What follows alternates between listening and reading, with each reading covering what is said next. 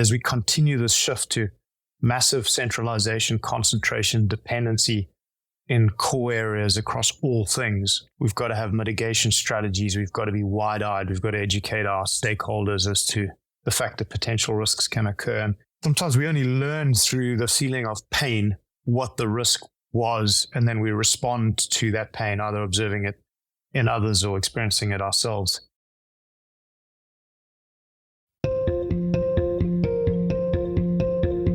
You're listening to Mimecast, the cybersecurity podcast for all executives. Cutting through the jargon and hype to understand the landscape where risk and technology meet. Now, here's your host, Carissa Breen. Hey everyone, it's KB. Thank you for being an active listener on the show. And thanks to you, we've been downloaded in 63 countries. If you haven't already, please ensure that you follow and subscribe to the show for the latest updates. Now, time to get to the interview. Joining me today is Peter Bauer, CEO and co-founder of Mimecast, and today we're discussing the state of cybersecurity threat landscape from your perspective. So Peter, thank you so much for joining. I know you're traveling and you're out and about at the moment. You've got a lot going on, so I really appreciate you making the time to talk with me today. So I want to start with a little bit more about you and your experience and what you're seeing in your position, because you are an executive, you are looking across multiple different industries and multiple different organizations. So what worries you the most about cybercrime in the coming years? Now, I ask this because we've seen ChatGPT emerging as well as AI and all these other things, but I really want to hear it from you and what you're seeing at a very high level. Yeah, it's really interesting. Being a cybersecurity executive or responsible for a cybersecurity company that looks after over 40,000 organizations around the world, and their most mission critical communication channel, email really, and all the millions of end users that sit behind those mailboxes and are potential allies to the cybersecurity program, but also could potentially be the weakest link in the chain. When you think about where's the vulnerability and what could be coming down the track, I think mentioning ChatGPT and generative AI generally is a really interesting one, because these technologies are designed to improve productivity, and you have to think, well, what could they do to improve the productivity of adversaries? Now, in cybersecurity, one of the things we're very familiar with is the machine-generated attack, and the machine-generated attack that either focuses on machines, DDoS or directory harvesting, or machines that focus on attacking humans. So maybe credential harvesting or spam or, phishing attacks that are generated by kits. And maybe they might have some level of targeting. There could be a theme. I think about, fires in Australia, and then there's sort of a scam to do with fundraising relief programs and so on. But they're quite generic. But if you think about what some of the most effective attacks are, they're generally kind of human to human attacks. So somebody does some research and they might know a few things about a target, maybe that they're on vacation somewhere, that they just started a new job in a particular company, that their kid goes to a certain school, or, they purchased a house, or in the process of purchasing a house. And they can glean this information through social media. And also there's a vast treasure chest of data available to adversaries thanks to numerous breaches that have occurred over. So that sort of human-to-human attack can be extremely effective, extremely targeting, and those deceptions work very well. Now, the mitigating factor has been that those are quite expensive to pull off, because there's somebody sitting behind a chair putting that thing together and figuring it out. And so they can't really be deployed at scale. Now enter ChatGPT and generative AI and think about what a technology like that could do to gather context and to create deceptive content at scale that can be used by a cybersecurity adversary to really operate at a much, much higher volume, to cast the net a lot wider with a much higher quality form of cyber attack. And what they could get in return in terms of the volume of credentials, the volume of funds, the volume of compromised individuals who might share information unwittingly. So it really is scary. And so from a defender's point of view, the technologies that we use to go and examine this content and interrogate communications, interrogate purported identities, just needs to keep getting smarter and being able to operate at greater speed all the time to be able to deal with what, potentially is coming down the track. Okay, so there's a few things in there which is really interesting. You make a great point around ChatGPT, for example, around enhancement of productivity, which I get. But then there's the other side of it, which you sort of touch on, is the weaponization of ChatGPT, for example. So the thing that's been coming out recently, which is the part that I'm paying attention to as a security, person in security from a media perspective, is ChatGPT to then write malware. So like back in the day, you had to somewhat be, understand how to write malware. Now we're sort of saying, well, ChatGPT can write that for us. And as you sort of said, that can be then deployed at scale. So I'm curious to know from your perspective, Peter. So historically, cybersecurity people, and they still are, they're trying to get their head above the water. Now they're like, oh, okay, well, ChatGPT is just going to, launch into the market, and now it's going to be able to write malware for us. And now it's going to be able to deploy malware, etc., at scale. So what does this sort of mean, though? Because, people were struggling before, and now we've just added in a big range of complexities, which is going to make it even harder. I haven't really spoken to anyone on the show about it yet, so I'm curious to hear your thoughts. To be fair, it's a concern, but to me, it's less of a concern than the ability to perform what would have previously been a human-to-human attack. Because today we're quite good at dealing with machine-type attacks, malware-type attacks that are, polymorphic, for example. So there's already malware that changes, so that we've moved on from being signature-based or hash-based alone to detect malware. We already use machine learning. We know how to examine files that have malicious content. We know how to do that pretty fast, pretty effectively, pretty reliably. It's not foolproof, but I'm not certain that it's as much of a game changer to have AI building malware, because the pathways still look like malware, and the pathways in are still vulnerabilities in systems and unpatched environments and so on. The human interface, though, the issue is that human-to-human attacks, they're deceptions. They don't look like human attacks. They look like legitimate mail, but they've changed something discrete about that mail that makes it fraudulent, that makes it inauthentic, that gives funds, information, credentials to the wrong person. And so it's a very, very different game, because when that lands up in front of somebody, if they fall for it, the consequences can be high. And then deploying the malware or getting whatever in beyond that is significantly easier, whether that was generated by AI or in a more traditional way.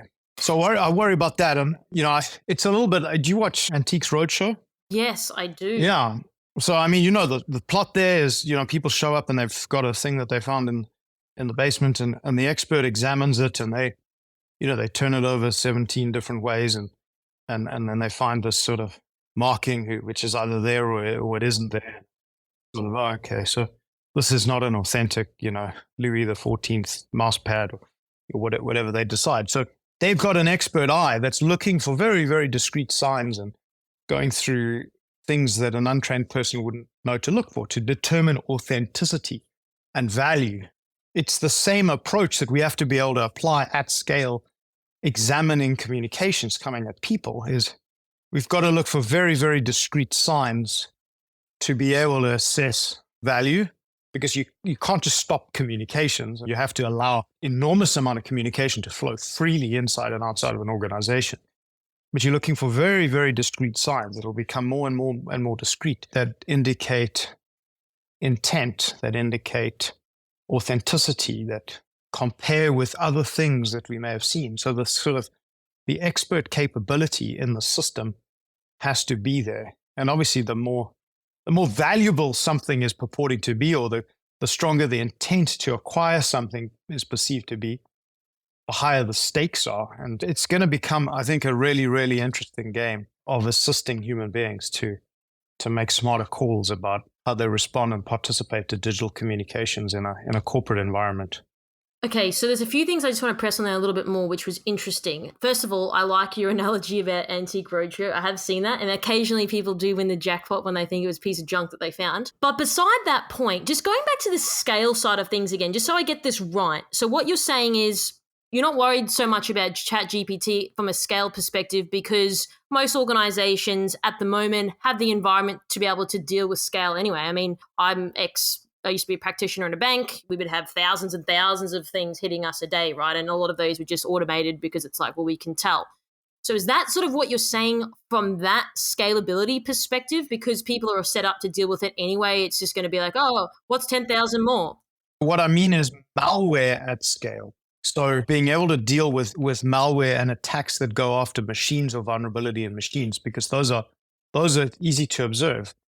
Now we benefit today that the ratio of good mail to mail that is not good, but is also human generated and highly targeted, that is designed to get through filters and designed to confuse or deceive a recipient in proportion. And so we have technologies that can detect those, but they're also expensive technologies to operate and run. And sometimes you're really reliant on training end users to spot things as well. Or we use intelligent bannering perhaps to provide an indicator to the recipient. Hey, do you know you've never replied? No one in your organization's ever replied or sent an email to this address. Do you know that the display name of this is very similar to somebody else you communicate with, but it's a different email address, or this domain was recently created? So there's color-coded, or certainly in the Mimecast implementation of this, color-coded advice that guides the user. Now, if you're in a world where you get, let's say, I don't know, 1,000 emails and 2 of them are these types of things, well, that's one level of problem. But what if 100 of them were convincing pieces of content like this? What if an attacker, now it's 2 out of 1,000, I don't know what the exact number is, but let's say it's 2 out of 1,000, because it's quite expensive for an attacker to create those. So they're going to choose targets very carefully. They're going to do their research, but they have to actually do work. There's a high cost. But if that cost drops by many orders of magnitude, and computers can go do the research and go and comb social media, can comb dumps of personal data, and can craft these things in a way and learn about what people are more susceptible to at the time, suddenly you're dealing with a much higher ratio of this type of content. I think that is going to change the level of threat that exists in the environment if we're not able to answer that effectively with technology. So then the other thing is as well, and maybe you know more about this, I'm just asking the question. I think from memory, people said, so with ChatGPT, if you're writing an article, but there's certain syntaxes that if you, run some tool over it, for example, it'd be able to detect, obviously, that is, AI-related content, just purely on like the syntax, how it's written. So then sort of that can then be applied from like an email perspective, potentially. So go back to the Antique Roadshow thing. You start to know common traits of forgery artists. Well, back in 1960, there was this guy and he used to sort of use green paint from this thing. Right. And, it wasn't the original. So it's that kind of mentality to say, okay, well, we now know this. Now, doesn't mean it's going to work all of the time, but it's this level of expertise and knowledge that systems have to acquire and develop over time to say that's an indicator of risk. If we're seeing, and it may not be conclusive, because there may be perfectly benign marketing emails that have been generated by GPT that are, you may want to get. There may be expert content, that's created by generative AI. You don't want to just convict everything because it comes from that environment. So you might need combinations of indicators. You might want to warn a user, this content appears to be created by generative AI. This also has not been used. You have no relationship with this person based on in an organization. There may be, the IP address that this person sent from has been associated with malicious activity in the past. Like these are all indicators which either technology itself can say, well, the risk is too high, we're going to block this, or you provide that context or that advice to the user so they can make a decision. Do they trust, do they act on this thing, or do they just hit delete, or do they report it and say, no, I've looked at this too and I think it's problematic and I want to make our defensive machine smarter by referring this for further analysis, and here's my opinion because this thing's fishy. So I want to switch gears now and focus on the executive side of things. So you yourself, you're an executive, so you understand how executives think. And as you know, CISOs have constant competing pressures and budgets, which have traditionally been stretched, and they're getting more stretched every year. And then, as you know, with the addition of the wave of the recent breaches here in Australia, would you be able to sort of share some of your insights on how boards are responding to supporting all of this? Like, do you have any sort of insights to share with our audience today? Yeah, it's an interesting one because, like, generally, I think we're all used to IT, certainly, and cybersecurity being considered somewhat of a cost center. And I've actually just come from a lunch here today with a bunch of our customers and one of our great reseller and consulting partners in the region. And we had quite an interesting discussion. And towards the end of the lunch, I said, folks, I know you may not want to tell a vendor and a partner this and just pretend you've had more wine than you actually have, but how are budgets working nowadays? Have you felt a difference moving from 21, 22, now to 23? The general macro environment, like what are CFOs saying to you? What's the environment like? And I was frankly expecting to hear a lot more stories of pressure on costs. And I'm sure I know in many areas of business that is true. But certainly in Australia, what I was hearing was in the wake of the Optus and the other major breach on the medical provider Medibank side, the feeling is from boards and from senior execs that might control purse strings but not be responsible for IT is, are we doing enough? Are we protected? Are we spending enough? Have we got the right tools? Are we in good shape such that we're not going to be somebody that's in the headlines? And I think it's cyclical. I think it sort of comes and it goes. People forget, the news cycle moves on. But certainly where we are right now, one of the benefits, it's cold comfort, frankly, but of having a high profile breach is that it does create an impetus and awareness and a desire to invest in areas that are very important but can be overlooked in the glory rush for perhaps other aspects of the business, investing or product development or applications that the business might want. Cybersecurity is so important, and if boards go through periods of time and phases where they'll overemphasize it, let's grab that with both hands and move the ball forward, make the firm stronger. Yeah, I'm not surprised by that comment that you've made with the people you're speaking with today, because there was something I was reading. PwC produced a report that was saying that majority of like major companies in Australia, their CEOs are worried about cybersecurity. So now they're like, oh, okay, we've really got to look into it because of the breaches. Do you think it's just going to be like someone has to fall victim of the breach for people like pay attention? So what I mean by that is, so hypothetically, just say Medibank and Optus didn't have the breach. Do you think that if you were to ask the people at lunch today, they would have given you the same answer if the breaches didn't occur? Or, I know that you mentioned it before that it was the impetus, but do you think that someone has to lose in order for everyone else in the industry? And I don't want to use the word win, but to be like, bring that awareness. Yeah, I think, unfortunately, that is the case because, how do we assess risk? Like, we can imagine risk, we can conceptualize it, but like, how do we at the end of the day assess it? It's like, it really impacted somebody else. Like, if 10 people died of COVID, how would we conclude that we need to protect ourselves from it? But when you know that millions of people died from COVID, you kick into gear and you have a different action plan. So unfortunately, that is, I think how people quantify risk is what's the scale of the impact on others. Therefore, how many calories should I burn to avoid that fate myself?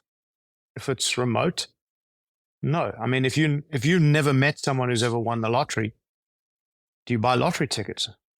I don't know. Maybe you do, maybe you don't. But if you've known 10 people that have won the lottery, my God, like you'd be buying it. You'd be buying it. Yeah. You'd be running out that door to get those lottery tickets.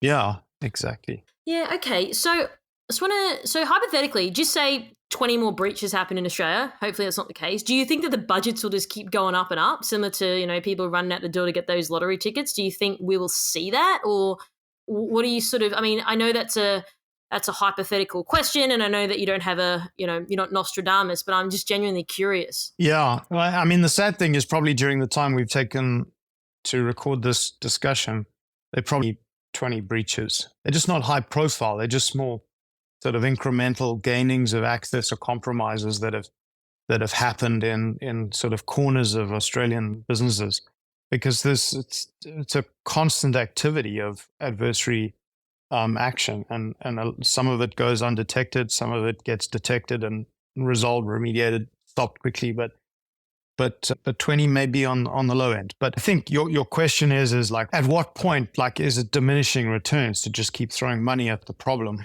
I don't know the answer to that. I do know that money isn't necessarily the only limiting factor. There are challenges around skills.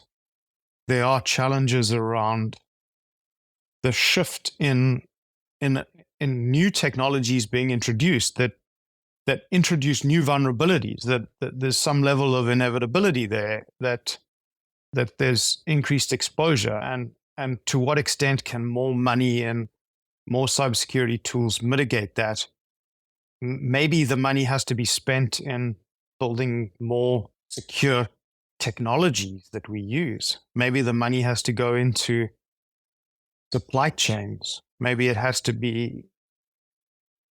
we just have to avoid using certain types of technologies that expose us, if we can, expose us to risk. We dump an enormous amount of information about ourselves willingly across multiple social media platforms, the various forms of freedom of expression that we enjoy, security implications of those things. So the lack of budget can certainly cause problems. The lack of skill can certainly cause problems, or make it much more difficult to deal with problems. But the way the world does set us up for some level of risk here. And so really examining what are the implications of our behaviors and our choices from a security perspective.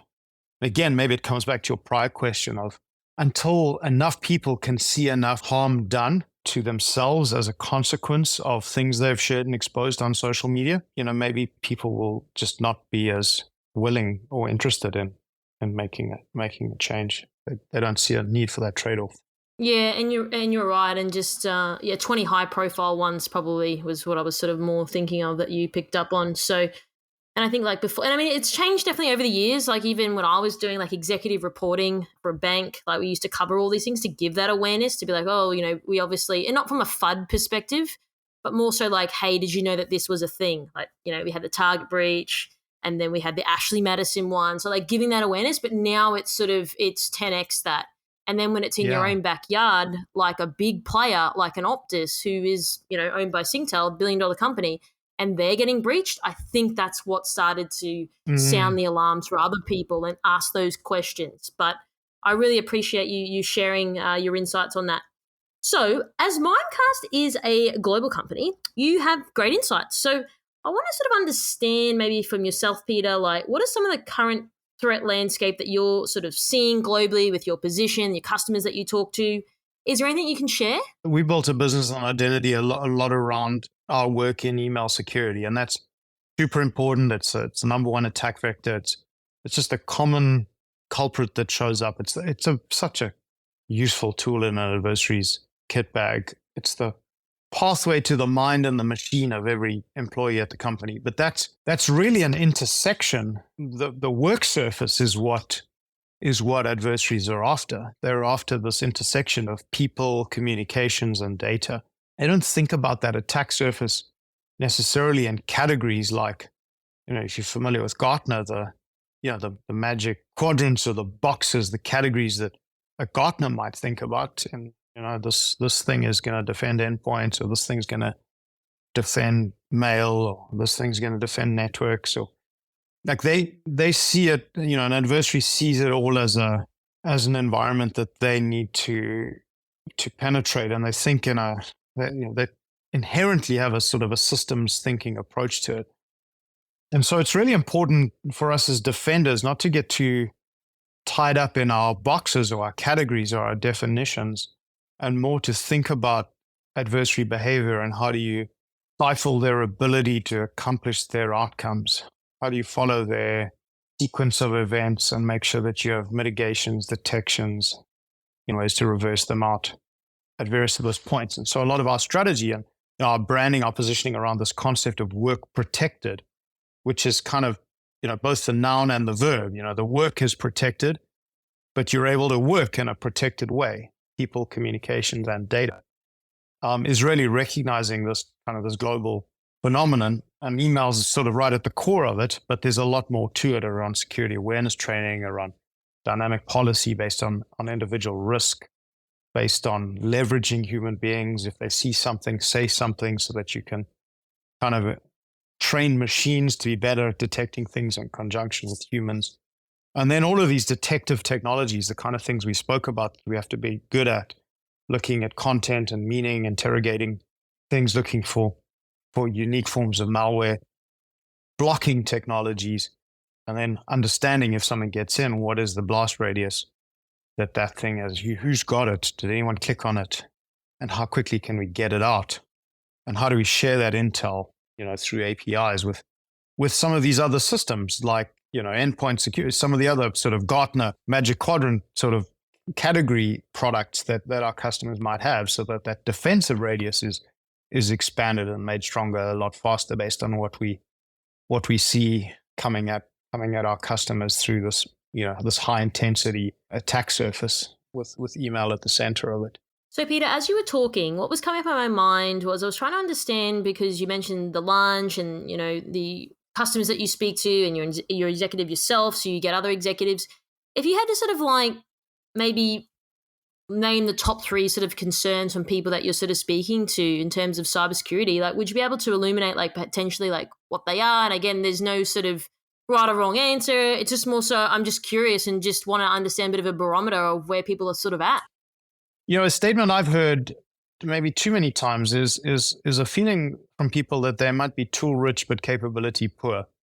Like they've bought a lot of things, but they haven't yet been able to turn this into a system. And part of that is a people and process. They have technology, but the people and processes in place to make this all work together, to feel confident that it can be a reliable defense against creative attackers.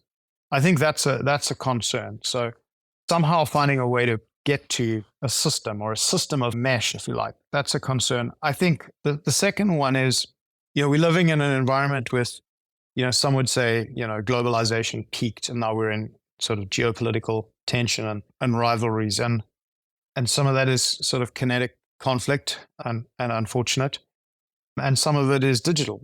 But we're clearly in a new phase of conflict, and in nation states' willingness to go to the brink and to jettison relationships and alliances that would otherwise have been maybe a lot more productive. And so what does that mean for companies that are involved in these things? Governments can make all sorts of statements, but the government doesn't administer my firewall, let alone buy it for me. They may be able to, the FBI may be able to supply some intel or tip off about certain things, or they can arrest some culprit at an airport at some point in time. But like companies have to provide their own like digital armed forces in this regard. So people are concerned about that landscape. That's definitely a factor. And I think the third thing is it's the current economic environment and the skills in the market. It comes down to limited financial resource. So we're all competing. Companies are competing for cybersecurity talent. They've got a lot of complexity in the environment. They want the best talent, but they can't build out massive teams because there are economic pressures on them. And there is a limit to, how many people have these skills and expertise. So there's a need to rely on service providers, on partners. And there's a growing sense that they don't know what they don't know. It's very, very difficult to hire and retain over a long period of time a top-class expert team of cyber folks in every organization that needs it. Of course, if you're, a major government agency or a very large bank, you're going to find a way to afford these people, retain these people. But there's a massive mid-market of companies and who just frankly don't feel like they got enough fingers to be able to stick in the dike and keep the thing secure. So That's a real concern. Yeah, those are great, and I do agree with you on the geopolitical one, which is stuff I've spoken about on the show before, and I definitely believe it is a real concern. So in terms of any sort of final thoughts or closing comments, Peter, is there anything specific you'd like to leave our audience with today? It's easy to think of the world today in static terms, and to think that it is kind of going to be somewhat like it is on a perpetual basis.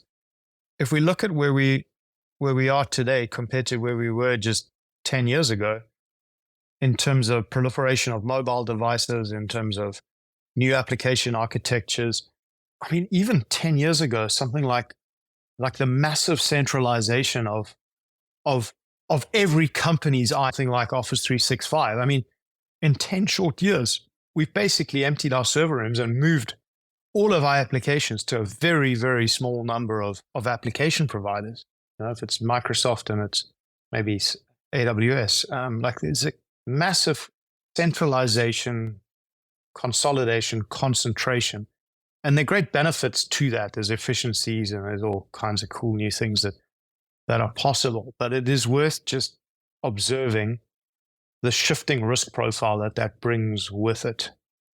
And thinking, as people who are paid by our respective organizations to ask ourselves a question, what could possibly go wrong? Like, it's our jobs to think about that and to say, well, there's a lot of good involved. What could go wrong? And then think about mitigation strategies for that. And I'd encourage your listeners just to process that. It's no thing to do immediately, but just to bear that in mind as we continue this shift to massive centralization, concentration, dependency in core areas across all things. Everyone's eggs all in these baskets. In and of itself, it's not bad, but we've got to have mitigation strategies. We've got to be wide-eyed. We've got to educate our stakeholders as to the fact that potential risks can occur. And unfortunately, like we've discussed earlier on in our conversation, sometimes we only learn through the feeling of pain what the risk was, and then we respond to that pain, either observing it in others or experiencing it ourselves. I would just note that when you have this huge concentration and centralization, that the impact of that pain can be very, very widespread and can be felt very, very quickly. So it might be prudent to think about mitigations. And obviously that's a fair area of the work we do with tens of thousands of our organizations being on something like Office 365, providing layered security, risk mitigation capabilities, just to help them be more confident and secure while they embrace some of these new ways of consuming IT. So that would be my parting thought, Carissa. Thanks for spending time talking with me. No, thanks for your time. And I will say that, yes, a lot has changed in the next 10 years. And who knows what's going to happen in the next 10 years. Maybe they'll have to come back on and, do a where are they now for the next 10 years. Like, everything changes. Like, it perplexes me some days on how fast things just evolve and it grows. So I really appreciate your time. Yeah, who knows? It's quite possible, Carissa, that a copy of this podcast will be featured on Antiques Roadshow in 10 years' time. Maybe, yes, Antique Roadshow. Gosh, that makes me feel really old. Appreciate that, Peter. But yeah, thank you so much for coming on the show today, sharing your thoughts and your insights, and I hope you're enjoying your time down here in Australia. Wonderful. Thanks, Carissa. Great to spend time with you. Thanks for tuning in. We hope that you found today's episode useful and you took away a few key points. Don't forget to subscribe to our podcast to get our latest episodes. This podcast is brought to you by Mimecast, the specialists in security, search, and recruitment solutions. Visit Mimecast.com to connect today. If you'd like to find out how KBI can help grow your cyber business, then please head over to kbi.digital. This podcast was brought to you by KBI.media, the voice of cyber.